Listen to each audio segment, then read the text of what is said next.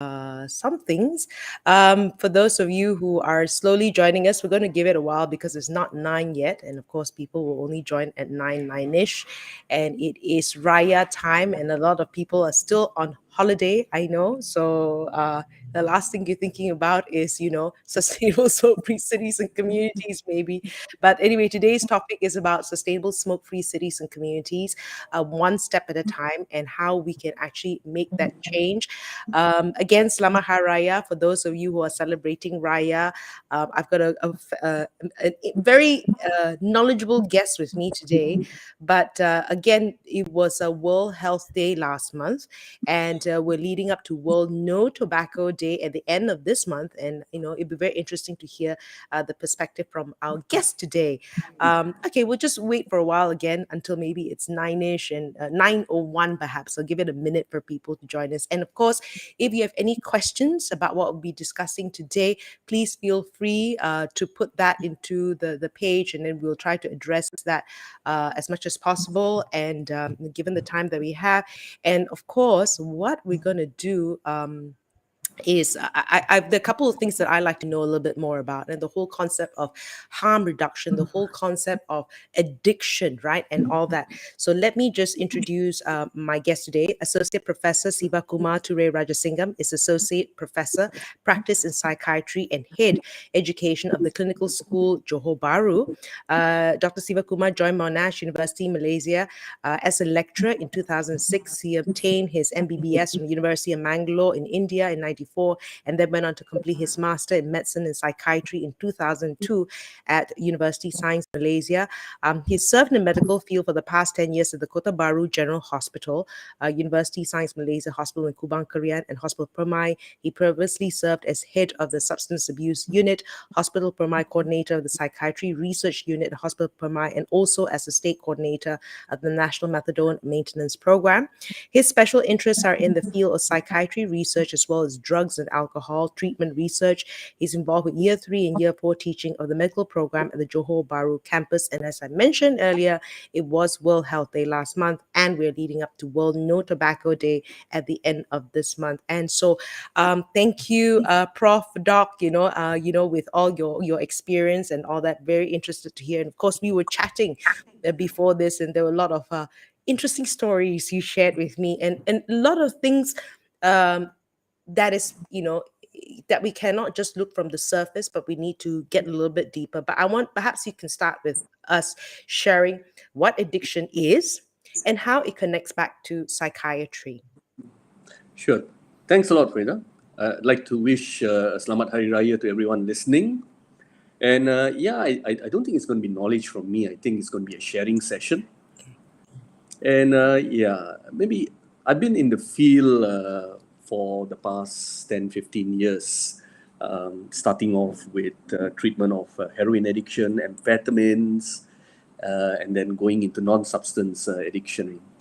It's actually quite strange what we learn over a period of time.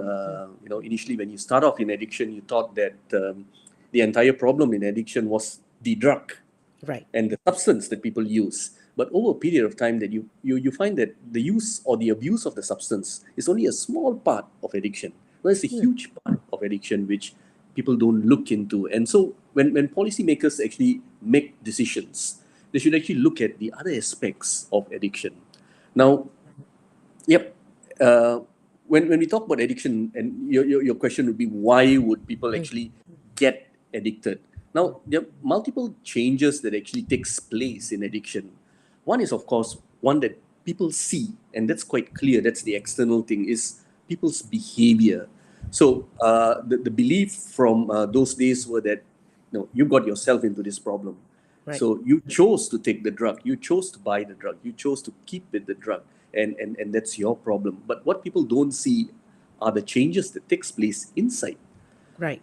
So there are a lot of changes, and one is basically what happens in the psychic of the person. So there's something called as readiness to change, or what we call as motivation. Okay. So you find that you keep asking the question, why is it that I stop someone from a certain drug, let's say smoking, And after a couple of months, he goes back again. And what's the big thing, Is it because he's triggered by others who are smoking? Yes. But I think a huge part of it is he's not ready for it. Right. So there's something called motivation To to change. change, and that was a huge theory brought up by two scientists, Prochaska and Di Clemente, which he basically said that, for people to change, they have to go through this whole process of change. You have to be ready for change. And if you force change, it will not last. Right. Okay. Are some people more predisposed to addiction than others from your, work?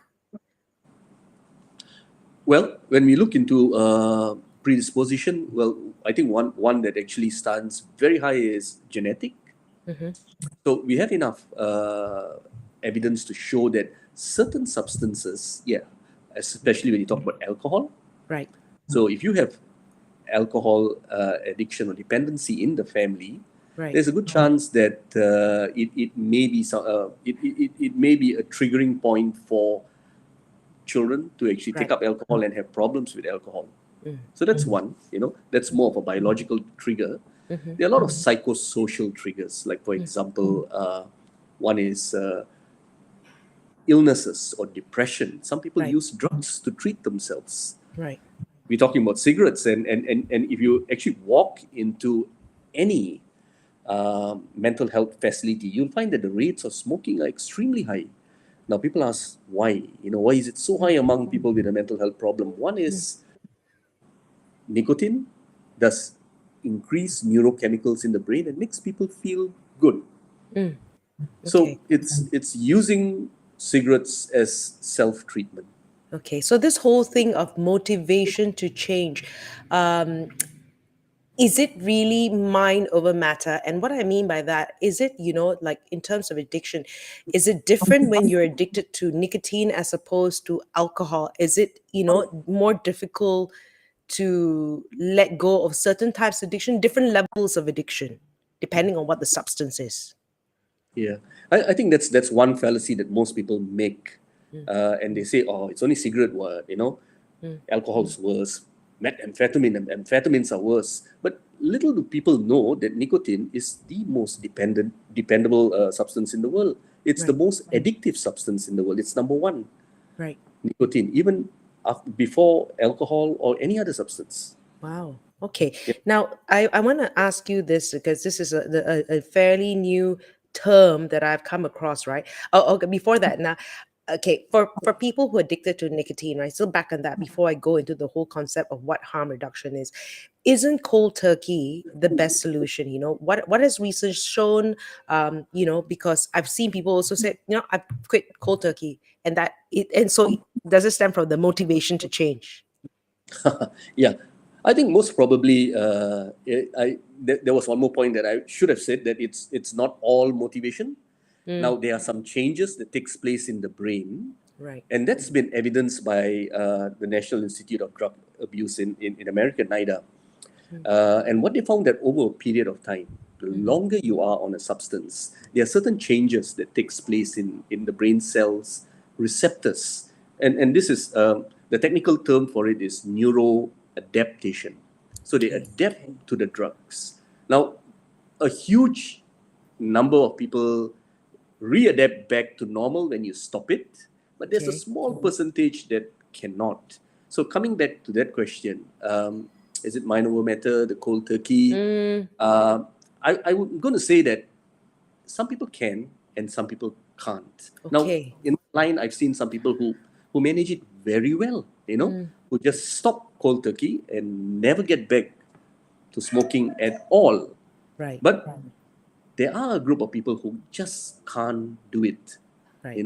The rates Okay. of relapse is very high among cigarette smokers. Right. Okay. I've got Pemba here who's just joined us, and Pemba's all the way from Nepal, a friend that I met while actually visiting Nepal. I didn't go climb the mountain. I just sort of saw it from afar. Now, okay, the concept of harm reduction. Can you explain what harm reduction is? Right, right. So I'll put it in very simple words for those who've not come across harm reduction. Now, harm reduction can be described as a range of, I would say, pragmatic policies. Mm-hmm. They could be regulations and actions. Now, what they do is they reduce health risks by providing safer forms of products or substances. So they are reducing, the main aim here is to reduce health risk. Or if you're talking about a behavior, then they most probably are encouraging less risky behavior. So harm reduction actually does not change or eradicate the product or the behavior. A small example of harm Okay. reduction on behavior is if I am having random sex, to make that less risky, I'm not going to stop you from saying stop having sex, which is ultimately impossible.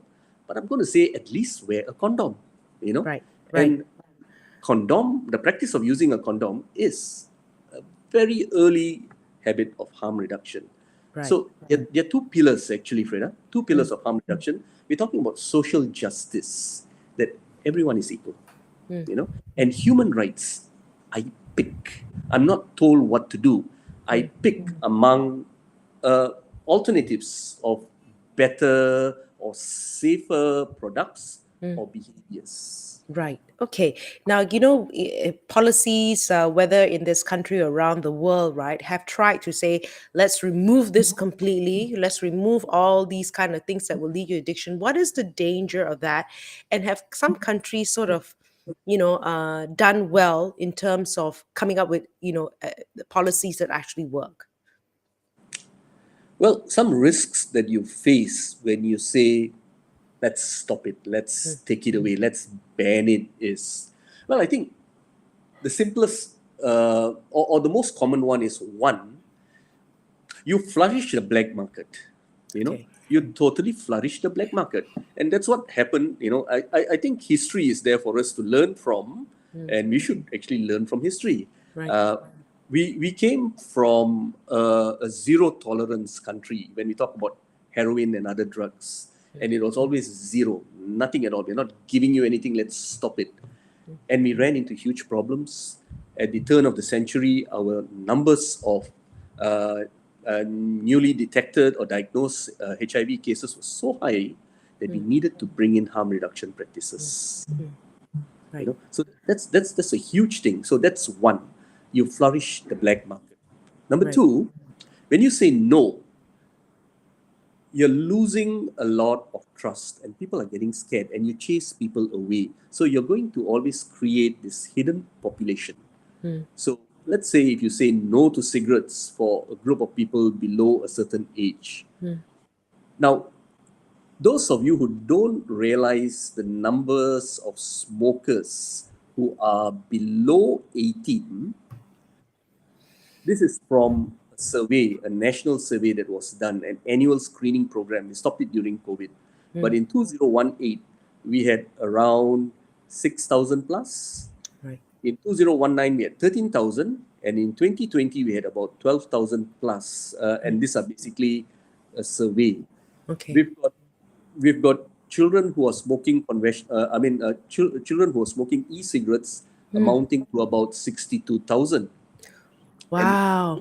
this is from a survey that's done by the Public Health Institute in Malaysia in 2016. So huge numbers. So remember how many people you're saying no to, And when you say that, okay, it's a crime, it's banned, you smoke, you're going to get into problems, we're going to catch you, we're going to punish you, these people are going to hide. Right. Are they going to stop smoking? My experience says no, but they're going to find ways and means to get their stuff Right. Okay. legally. So you say hi, and then we were talking earlier about what we call the hidden Population. population, right? So the hidden population is because we're not addressing the issue, and then they will find other means to hide about it, and then so they don't know where to go for help, and so it's so taboo that it doesn't address the underlying issue. True. Right. Okay. Now, I just want to come back to that point as well because I want to refer, like, you watch a lot of TV shows, and then usually in America, right, we talk about the AA, the Alcoholics Anonymous, and then they have to go cold turkey, right? What is right about that process? because alcohol is still everywhere, and then I know they meet regularly, and then they say it's day 2, day 3, I'm off this thing. So what is right about that process? Right. I mean, to start off with, let me confess that I'm a huge fan of the AA 12 steps. Okay. And we brought it into JB. We sort of learned how the Singaporeans do it, and they do it quite well in Singapore, I must say. Right. What went well, or what goes well in the AA process, is behavioral change, Frida. You know, if you have sat in an AA meeting, okay, or an NA meeting, you learn that they work on 12 steps. They walk the steps. And these steps are behavioral changes. Addiction is a behavioral problem. It's not a drug problem. A lot of people have this issue that, oh, it's a drug problem. It's a nicotine problem. It's a heroin problem. No, it's a behavioral problem.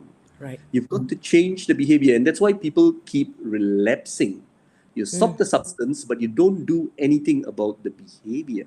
Right. Okay. So all in this case, all addictions are equal. I mean, all kinds of substances are equal, whether it's food, whether it's alcohol, whether it's nicotine, and even social media. Right. Yes. Yes. Hi, Rana. Thanks for joining us. Now, where where can people in Malaysia seek assistance if they want to quit or reduce, and they have to go JB? But the journey is challenging, and there doesn't seem to be enough support groups in the country. Am I right, or is there something that's lacking? Well, you're partially correct. You know, in the way that, I mean, it all depends on what substances you're looking at. Right. I can safely say that the Ministry of Health has done a wonderful job in this perspective, that most mental health facilities in all states have a unit which looks into addiction and addiction processes. So you have a problem, you can always walk into those clinics. And I would touch my heart and say that it's, you know, coming from the ministry myself, you know, that it's going to be a non-judgmental process. Right. Now, support groups, it all depends on what support we're looking at. We've got a good list of support groups for alcohol. We've got quite a interesting group of support groups for people who use opiates, Narcotics Anonymous. I am not too sure about nicotine and smoking, but certain smoking cessation clinics do individual group meetings. Right. And I think those group meetings go a long way. Right. I think if you really start searching, I'm sure there are groups, I mean, you can just do a Google search or go to, certain social platforms and try to do that, right? I just want to go back to that point about harm reductions as well. How is offering alternatives helpful? And I guess your example of, using a condom as a what, right? You're not going to reduce it, but what sort of other alternatives, whether it be it smoking, right? What can you do? So a lot of people are like, okay, I quit smoking and I put on weight. So like what sort of alternatives do you think would be helpful? Right, and I think you've mentioned the correct word. I mean, it's a choice, and that's what harm reduction does. It gives you a choice, alternatives, a less harmful alternative. Because the question is, a myth that goes around saying that total cessation or total abstinence from smoking is safer from being on a harm reduction or tobacco harm reduction product. Now, that's been debunked. Because not everyone can go cold turkey from nicotine. Now, some can, as I mentioned, but some may not. And when they don't, they get back to cigarettes and they smoke more. Generally, when you look at harm reduction practices, it's generally slower. It gives you autonomy to choose, to pick what's good for you, and gives you a safer and a less harmful option. Right. So, back to your question, I mean, what do you have out there? You have something called novel nicotine and tobacco products, NNTP, and some of them would be one. I think what society in Malaysia already knows is e-cigarettes. Some people vape e-cigarettes, and the other product that's been widely promoted elsewhere, especially in Japan, would be heated tobacco Right. products. Right. So it's the lesser of two evils. Yeah, I would say that. I would say that it's a safer way and a more successful way to wean down smoking. Right. See, it doesn't matter how you approach the problem, whether you go along with hard policies that say let's stop everything, or you go along harm reduction methods. The end product or the end product is always scaling down or stopping the habit. Right. Eventually, over a period of time. Right. We're talking about sustainable smoke-free cities and communities, one step at a time. I'm here with Prof. Siva, and if you have any questions for us around this topic, I mean, just generally, right? Whether you have addiction to social media, what behavior change do you need to do? Just feel free to ask us as well. And I wanted to ask as well. And I know that when you give logic, right, to people, when there's no behavior change, it makes no sense, right? But I just want to talk about like the costs of addiction, right? In this case, in the long run for smokers, right? And we're not talking about, because it is World No Tobacco Days, I should bring this up. And we're not talking about the obvious, it's expensive to buy cigarettes, but what are the costs in the long run if we don't look at harm reduction, if we don't look at, removing tobacco? Yep.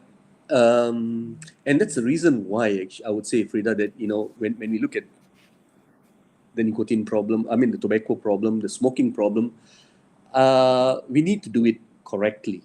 We need to take the correct steps and not fall flat. Why? Because I would say that the crisis or the smoking tobacco crisis is basically a huge global public health crisis. Now, just stating a few statistics, you find that almost half of those who smoke will eventually die prematurely. So that's Okay. bad itself. Yeah, Okay. over 7 million people, all over the world die from diseases related to tobacco every year. Right. Um, Almost, I mean, 1/3 of people affected are basically bystanders who are directly impacted, and there's around 600,000 estimate deaths per year of Right. bystanders. Right. Now, that's another concept that people don't understand. We put in so much of effort trying to stop or take away the nicotine from the smoke. And we don't put in equal amount of efforts by trying to reduce the harm of of how nicotine is actually supplied. The thing that kills people or the thing that harms people is actually not the nicotine. It's not the war against the nicotine, but smoke that you inhale. Now that's the Right. one that actually contains the carcinogenics. Right. Right. Okay. This is a question from Rana, and then of course, we sort of talked about it, but maybe you can address it. Is there any proof that smoking is a behavioral issue, not a drug issue? I mean, and you can bring this up again. Maybe she didn't hear us earlier, but how do you convince a smoker who says, "I'm addicted," to stop? Can you? Can you? Oh, thanks Can for the you? question, actually, Rana. Thanks for the question. I come from, my background is basically psychological sciences. I'm a psychiatrist. So I don't know whether it's a delusion, but most psychiatrists believe that, everything falls back to a behavior. Right. Everything falls back to a behavior. So let's not blame the drug. Let's Okay. not blame the drug. Let's go back and understand people's behavior. Now, there is always a reason why people take substances. And that's something that we don't do in treatment, sad to say. We scrape the top superficially and we really don't go in deep. So we don't try to understand a person, and it's something we need to know. Why do people smoke? There is always a reason, and it's not because I like to smoke or people are smoking. It's deeper to that. But Okay. over a period of time, when you smoke, yes, as I was talking earlier, a lot of changes takes place in your brain. a lot of molecular, cellular changes, and that's why people get addicted to it. Okay, okay. I want to bring this up, right? Because let's talk about a drink, right? I mean, I'll have a meal. I have a glass of wine, 2 glasses of wine. You get a little, but I'm not addicted to it, right? What is going through my? It'd be lovely to get a drink, but like I'm not thinking about it tomorrow that I need to have one. How is the behavior in this context then, right? That I'm not addicted to alcohol. I enjoy it, but I know, you're right, when to stop. Right. I think before we even get into that, let's understand the different stages of alcohol use. There are people who use alcohol, and these are people who drink once in a while, and they can Right. do without. So I drink during New Year or maybe Mm, Christmas, a drink or mm. two. And then there are people who are dependent on alcohol. When I say dependent, it's like a car which can't run without petrol. So I Right. need alcohol every day to Mm, run or to function normally. mm. Then there are the abusers, or we also call them people who binge. Okay. Now, bingers don't drink alcohol every day. They drink once in a while, maybe over the weekend, but when I drink a lot. And Mm, I don't stop until I'm collapsed, I'm out, mm. people need to carry me out. So there are different patterns of use. Right. Different patterns of use. So if I pick the bingers, now the Mm, bingers go in most of the time for a reason. There's a reason why people binge. And mm. many a times when you look at clinical studies and research, many of them binge to overcome emotions, Right. you know, Okay. depressive emotions, anger, frustrations. Mm, When you look into research, you find that history of abuse as a child is actually mm, quite high in people who are addicted to substances, mm. Okay. especially among the females. Huh. So this is what research tells us. So whenever we take a history or whenever we see someone in the clinic who has a problem with a certain drug, we always try to go back into childhood and and see whether there any abuse during Mm, childhood. mm. Okay. So you brought up something as well very interesting. You were saying that sometimes even in addiction areas, and I think it's in Malaysia, where women who are addicted are not given the same kind of uh view, and then that's why they become a hidden population, because it seems to be like at least the men are addressing the issues. The women, like, it's not something that women even do. We should even talk about it. Yep. I mean, if you walked into any addiction clinic or methadone clinic, and if you are a woman, if I were a woman, I wouldn't walk in because it's overpopulated by men, Right. and you'd feel out of place. You'd really feel out of place. So when we actually set up methadone clinics in the initial government program in Johor, we Mm, actually spoke to some of our female clients, mm, about their problems. And some of the problems that they mentioned was it was male dominated. right. So much so that support groups were also male dominated. You're the only woman sitting down there, listening to men issues. Mm, mm, So it was never geared towards women. One. right. Mm, Two, I could leave my child at home and come to the methadone clinic to get methadone. There was no wow. facilities where you could actually leave a child, you So know. even the issue of gender equality is an issue in addiction. Just your earlier point about binge drinking. Yeah, I remembered listening to this, that even the binge, I think in Malay, in is considered 5 drinks in a row, right? And apparently even Malaysians are bigger binge drinkers than the people in the UK. I remember hearing this somewhere. I could be wrong. I'm just, um, and if you have any information about that, you can also let us know as well.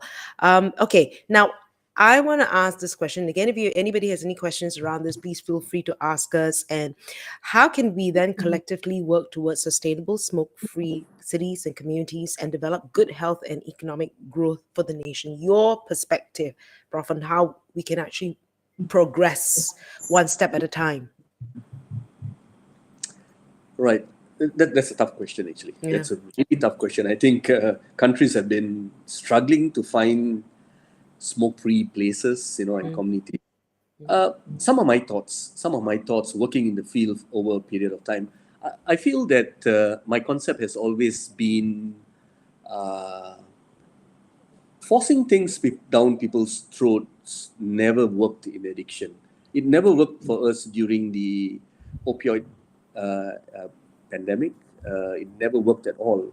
It only started working when we gave them choices, when we brought in harm reduction, different approaches. So, number one, let's give alternatives rather than saying, okay, I'm going to stop Okay. this, can't take it, it's a ban, let's take Right. everything Right. off.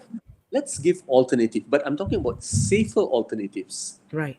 safer alternatives. So to understand safer alternatives, you really need to do some local research. There are whole loads of research outside. The closest that we can get is Japan, but still Malaysians, and we have our own way. So let's do more research, trying to understand patterns of smokers. What do they want? What would it take for them to wean off or to stop whatever they're doing? Right. And let's look into harm. Because that's the biggest thing. Harm reduction methods or choices are harmful compared to total abstinence. Let's investigate that, because when you really look into research that's being done in the UK, you find that, yeah, I'm not going to sit here and say it's not harmful, heated tobacco products, but the harm is hardly 10% of smoking cigarettes. Right. Okay. And people would say, why? You're still heating some tobacco products. It's the way you heat it. So it's the technology. When you're using a heated tobacco product, you're not combusting it. You're using temperatures of 350 degrees and less. When you smoke, it's 800 to 900. You're combusting it, and that's why those carcinogenic agents get Right. released. I like what no well, what you said, right? The whole "thou shalt not" concept, right? It's just human nature. When you tell me I can't do something, I will do something else. But if I'm given an option, and then I will, at least I know that I have options, and that's a human thing, right? That we're given human rights. I'm given a choice, and I say, okay, maybe I'll look at this instead, as opposed to saying, no, you can't do this, right? Oh, you sound as though you're converted to a harm reduction believer. I'm a believer. Professor, anything that I have not asked you that that you want to bring up before I conclude this session? Of course, anybody has any questions, feel free to ask before I let Prof go. Well, I think the other thing that I'd like to add in is, don't forget that, as we started off, I mean, Yeah. even when Rana asked about, is it a behavioral issue? Yes, it is. And to counter a behavioral issue, you need behavioral interventions.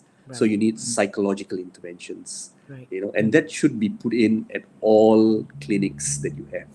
Right. And I think Let's like try we to understand. Yeah, sorry.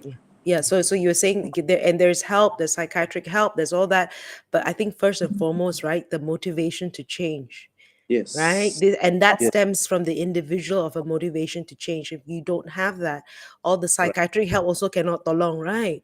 Nope. The only way to win the war is to understand the person, Right. and then you Okay. can win the war. So not fighting the war head on.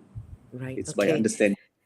So Russia Ukraine does not work. You have to Nope. be willing to change. Thank you so much for your time and shedding some light. You're welcome.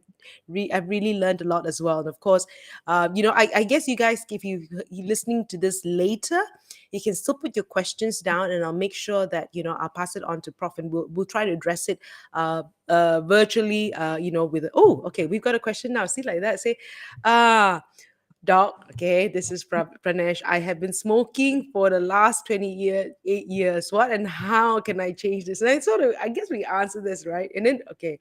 Um, okay. Then we have another question now. To see, no one wants to let you go. But let's talk to Pranesh first. Maybe we have to repeat ourselves about the motivation Yeah. to Thanks change. for the question, Pranesh. Yeah. Not much information there, but 28 years is quite a number of years. Mm, And what and how can I change this? So I think the big question is, are you really ready to make this change? And what you're doing it for. So I mm, think the first step is to actually walk in to see a practitioner who actually can help you with mm, this. Someone who, well, we've been bringing in a lot of harm reduction topics and issues. So someone who basically practices harm reduction, someone who can actually give you a whole range of, it's like going into a restaurant and then you open the menu and say, I can make a choice, Right, It's right, not walking into a restaurant and you only have one dish on the thing, that's not a right, choice. right. Um, Okay. so, trying, that's the first step, and that person, I'm quite sure, would be trained, who can actually run you through the choices that you have and Right. help you. I mean, 28 years is a long time. And I would say that it needs to be planned well, because the more relapses you have, the less motivation. Right. Like earlier to your point, right? You have options, right? Unless you're going for that nasi lemak and that woman only sells the best nasi lemak, then you're happy with that choice, right? But you're saying the motivation to change the 28 years, and then you're looking at the lesser of two evils, right? Okay. Thanks, Doc. Thanks, Pranesh. That there is that the like I say, like the willingness to change. And then another question from Rana, which is I guess whether she says not sure relevant or not. I think is the story around secondhand smoke, right? What really is upsetting is when a smoker is smoking with other non-smokers whom are family, friends, even strangers. If rules and laws cannot help, how do you install the social moral in someone not to harm others? How la. I know like restaurants they've done it, right? And of course we've got caught there. So this is a public place. Like, I don't know if you're having a raya party, what to do. Like, I don't know. I don't know. I don't see why it's not a relevant question, Rana, because, Okay. I just said there's an estimate of around 600,000 people dying, secondhand smokers, Mm, So it's definitely a relevant question. mm, Well, the only way to put in some social morals is by educating the public, by right. educating people. And I don't know whether how far that message is actually gone out there about the dangers of smoke, Mm, and how smoke cannot only affect the smoker but also bystanders. right. And that's Right. another reason. These are the group of people, Rana, who for some reason find it very difficult to stop. Mm, And these mm, are the people who need alternatives. So mm, these are the people who immediately, I would say, jump to novel nicotine and tobacco products like an e-cigarette, mm. or a heated tobacco product that does not give you smoke at all. Right. Okay. So so maybe you can suggest Rana and then say, hey, have you heard of this? Or if the person close enough, hey, birthday present, Christmas present, what have you. Okay. Thanks again. I don't know if there are any more questions. Okay. And it's just as I'm about to say goodbye, those questions will start coming in. But thank you, Rana and Pranesh, and of course, anybody, all of you have asked questions. And again, we'll try to address anything you can put if you're listening to this later. Put this down in the comment section, and we will try to address them later. I'll get hold of Prof. Siva all the way from Johor Bahru, Happy Power to. Technology. Thank you so much, and Thanks a lot. have a wonderful evening. Thank you everyone for joining us. So yes, we've been talking about sustainable smoke-free cities and communities, one step at a time. Have a good night and a great weekend. Bye. Bye.